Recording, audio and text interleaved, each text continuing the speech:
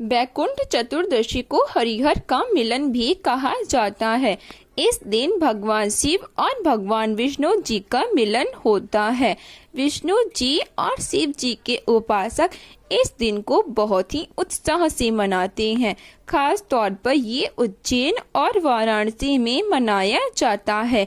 इस दिन उज्जैन में भव्य आयोजन किया जाता है। शहर के बीच भगवान की सवारी निकाली जाती है और इसे महाकालेश्वर मंदिर तक ले जाते हैं। इसे भी दिवाली के त्योहार की तरह ही मनाया जाता है। वैकुंठ चतुर्दशी महाराष्ट्र में मराठियों द्वारा भी बड़ी धूमधाम से मनाया जाता है। महाराष्ट्र में वैकुंठ चतुर्दशी की शुरुआत शिवाजी महाराज और उनकी माता जीजाबाई ने की थी। इसमें उनका साथ गुण शाश्वत ब्राह्मण ने दिया था। वहाँ पर ये त्योहार बहुत ही अलग ढंग से मनाया जाता है। वैकुंठ चतुर्दशी ये हिंदू धर्म में मनाई जाने वाली चतुर्दशी है, जो कार्तिक शुक्ल के पक्ष में आता है। भगवान विष्णु जी संसार में सभी मांगलिक कार्य करवाते हैं, लेकिन वे 4 महीने की योग निद्रा में चले जाते हैं।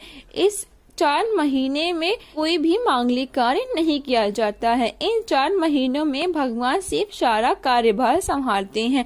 जब विष्णु भगवान योग की निद्रा से उठते हैं तो वह भगवान शिव सारे कार्य विष्णु भगवान को सौंप देते हैं।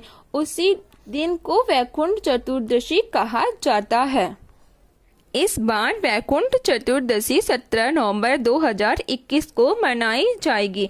वैकुंठ चतुर्दशी की कथा इस प्रकार है। इस दिन को हरिहर का मिलन भी कहा जाता है। भगवान विष्णु वैकुंठ छोड़कर शिव भक्ति के लिए वाराणसी चले जाते हैं और वहाँ 1000 कमल के फूलों से भगवान शिव की उपासना करते हैं। वो भगवान शिव की पूजा में लीन हो जाते हैं और जैसे ही नेत्र खोलते हैं उनके सभी कमल के फूल गायब हो जाते हैं। तब वे भगवान शिव को एक आँख, जिन्हें कमल नयन कहा जाता है, वो अर्पण करते हैं। उससे प्रसन्न होकर शिव भगवान प्रकट होते हैं और उन्हें नेत्र वापस देते हैं और सुदर्शन चक्र भी देते हैं। हरिहर का मिलन कहा जाता है। एक धनेश्वर नाम का ब्राह्मण था जो बहुत बुरे काम करता था। उसके माथे कई पाप थे। एक दिन वो गोदावरी नदी के स्नान के लिए गया। उस दिन वैकुंठ चतुर्दशी थी। कई भक्तजन उस दिन पूजा अर्चना कर रहे थे। उस दिन भीड़ में धनेश्वर उन सभी के साथ था।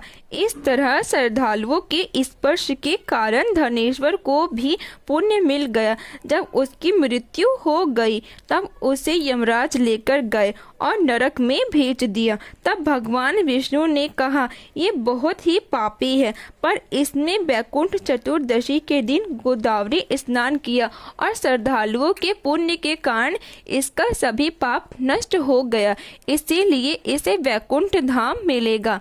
कैसे मनाए वैकुंठ चतुर्दशी? इस दिन उज्जैन में भव्य यात्रा निकाली जाती है, जिससे ढोल नगाड़े बजाए जाते हैं, लोग नाचते हैं, आतिशबाजी होती है और महाकाल जाकर बाबा के दर्शन करते हैं। इस दिन भगवान विष्णु की पूजा की जाती है। विष्णु सहस्त्र का पाठ किया जाता है। विष्णु मंदिर में कई तरह के आयोजन होते हैं। इस दिन पवित्र नदियों में स्नान किया जाता है। इससे सभी पापों का नाश हो जाता है। विष्णु भगवान जी योग निद्रा से जागते हैं, इसीलिए उत्सव मनाया जाता है। दीपदान किया जाता है। वाराणसी में विष्णु मंदिर में भव्य उत्सव होता है। इस दिन मंदिर को वैकुंठ धाम जैसा सजाया जाता है। इस दिन उपवास रखा जाता है। गंगा नदी के घाट पर दीपदान किया जाता है।